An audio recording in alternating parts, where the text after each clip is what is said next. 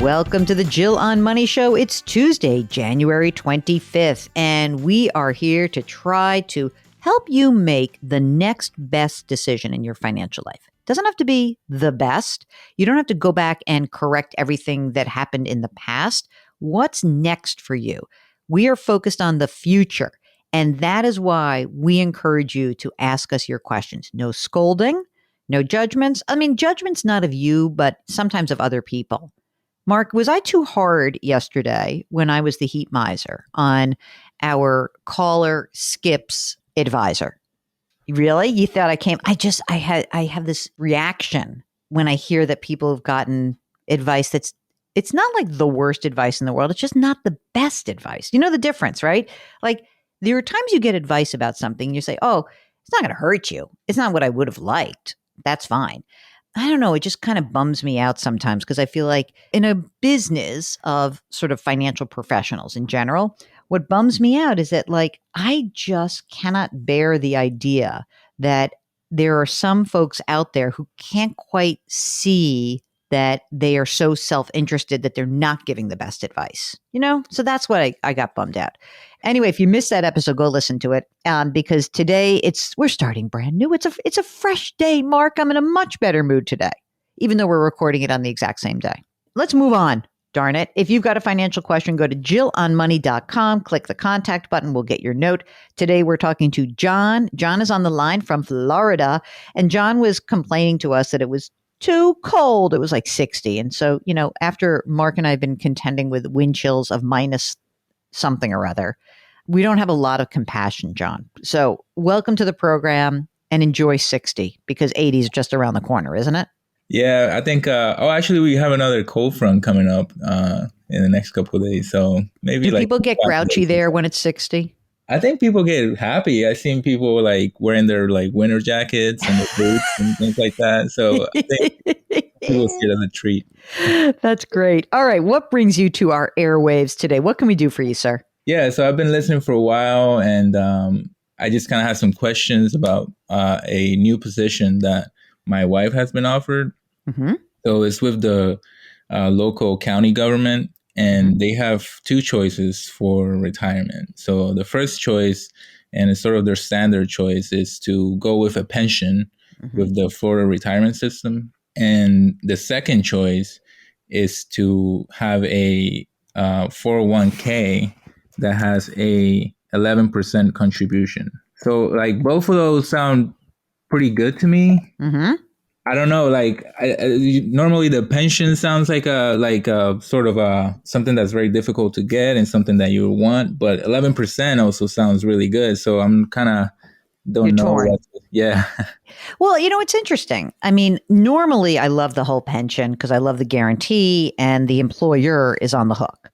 However, I presume that this pension has some rules about how long you have to be there, right? Give me the outline of what the pension is as you understand it. Yeah, so as I understand, you have to be there for at least 8 years to be vested. For every year before like normal retirement age, which I think they consider to be 62, if you take it earlier than that, you take like a percentage cut of like, I think it's 5% for every year. Mm-hmm. And, you know, the amount you get is based on a formula, you know, on your whatever you earn. And I think it's like 1.6% times the amount of years times whatever you earn. So. Okay. So pretty standard, but the big thing is you've got to get to 8 years as number one. And then the next big hurdle is you got to stay in that system long enough for it to make sense, right? So, you know, it's usually going to be, once you get to that 8, it's probably another 12 years before you start getting like the good juicy part of this, right? Yeah. Has your wife ever worked in a county position or in a municipal position before? No, she's actually kind of new to the workforce. She's only been working professionally for about a year. How old is she? She's 31. And how old are you? I'm 33. What do you do? What are you employed? Yeah. I'm an engineer. How much do you make? Make about 108. 108? Yeah. You guys have kids? We have 1 2-year-old. So she's been at home doing the kid thing, and you've been living okay on the 108,000 for the family? Yeah, we do well. So for the past year, she's been working. It's gotten a lot better. even though she doesn't make a lot because she's kind of a social worker. But like that little like 40 grand a year definitely helps. Yeah, I bet. This job, what would the pay be? So it's $21 an hour, which I think is around 42K a year. Do you think, I mean, you know your wife. Do you think she's the type who could stick with one place for a while? Because there is a great argument for staying in the system. But on the other hand, look, she's got this job. She can still make money. If she's the type of person who likes to move around a little bit, then I would be inclined to do the 401k because I don't want her to feel trapped in a place like she's just going to start this job. Like, oh, I hate this place. I don't want to do this. Right. And the 401k, you could roll it over to whatever the next job is. Right. So there's amount of flexibility that is afforded with choosing the 401k option.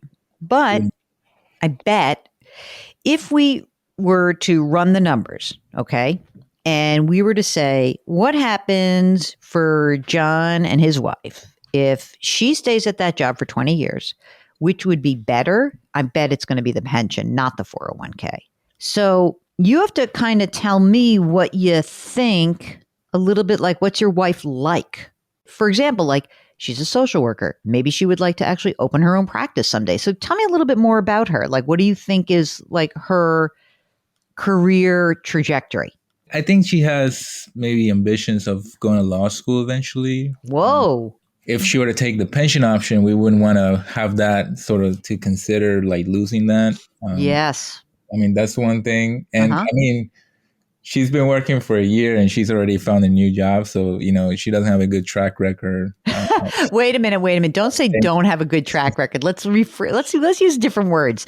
Let's say, she likes change. Yeah. And also like they don't pay her very well. So hopefully in the future, if she found something that could pay what right. I mean, but so here's the other thing. I don't know what kind of social work she does, but sometimes people like to stay in a municipal system, right? So you might say like, oh, I've got a county job, it's this.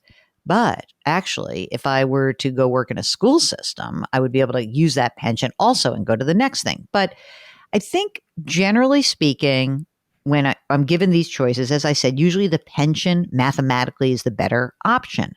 But I think because she's early in her career, she doesn't know whether she's really going to stick around. It's not going to be huge money, especially right this second. I think I'm leaning towards a 401k. What do you have for retirement for your $108,000 earnings? Do you have a 401k?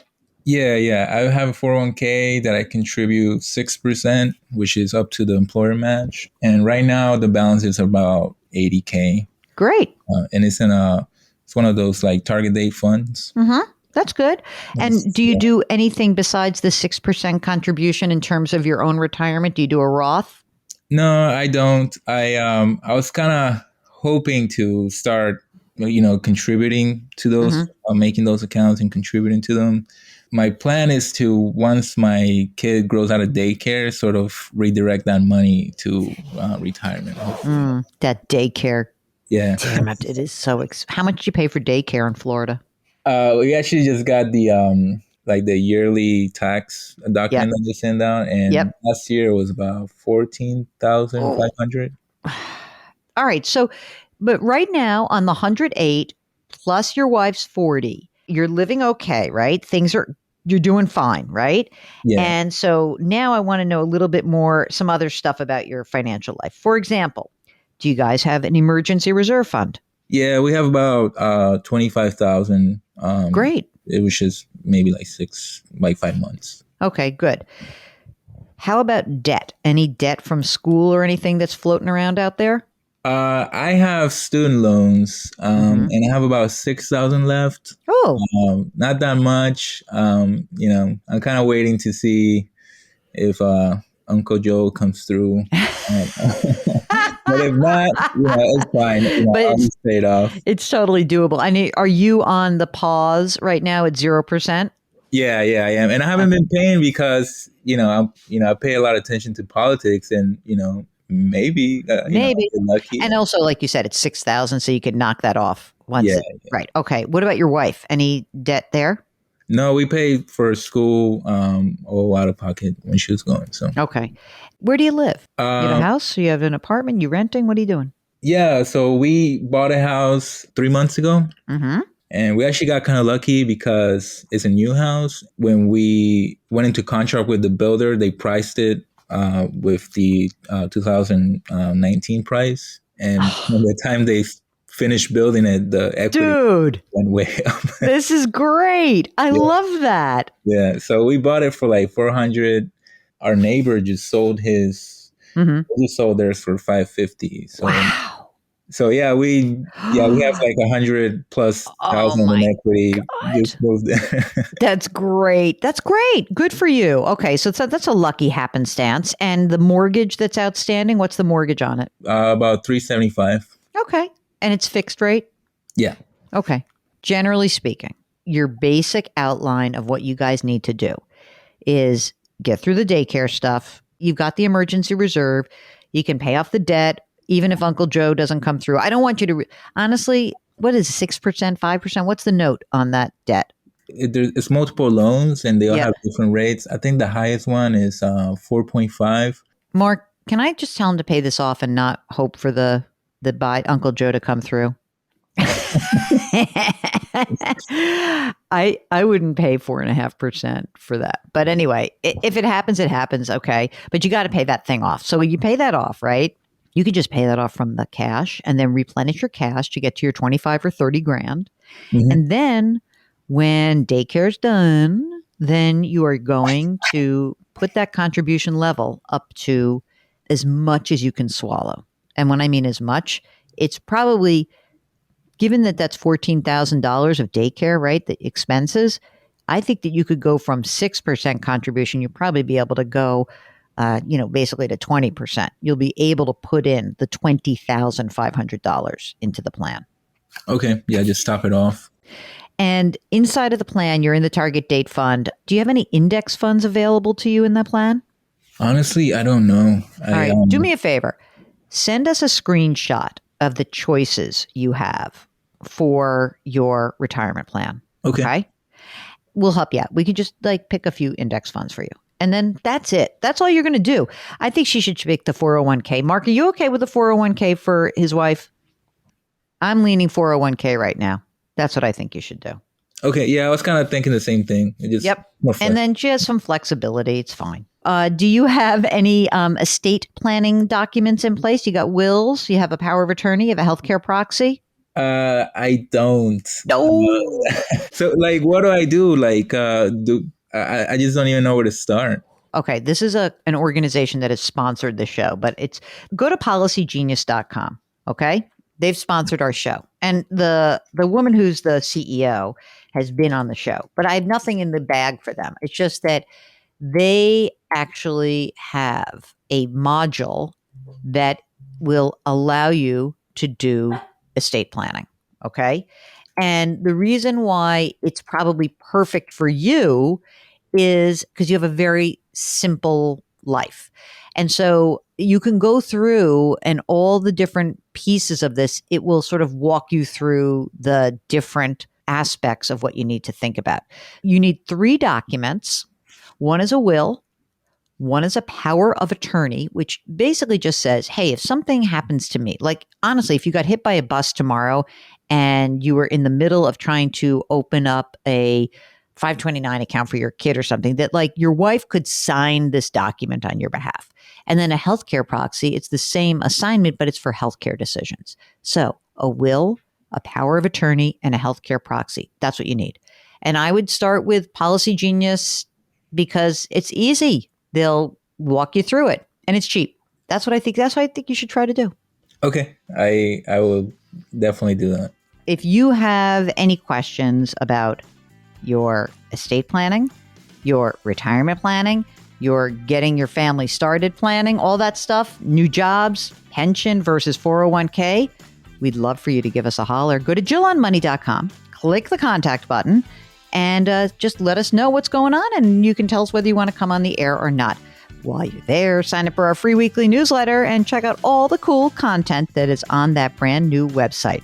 We thank you so much for listening and remind you to please do something nice for someone else today.